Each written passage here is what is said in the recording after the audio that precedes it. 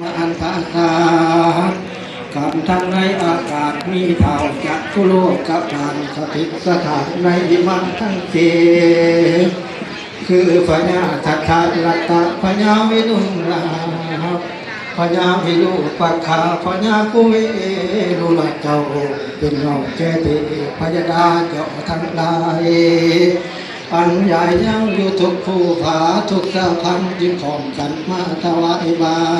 ตร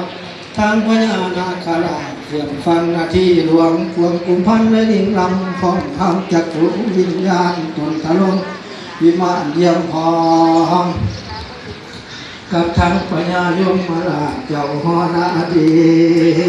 กับนางธรณีนอนรำเหน็จทุกส่วนหนานาน้อยนิคลาอันรักษาในเมืองสุดแห่งห้องเมืองคนในวังคนยันนามสุขจะทำหินพาในภายนายานควงควงเขียดถึงปัตตะพีโบกขัดลานิยมยาทุกเลงลามาไม่กูผู้สีทั้งเจดีย์เกี่ยวกูตนสถิตอยู่ในประเทศสังฆานีเมืองจันทบุรีลังกา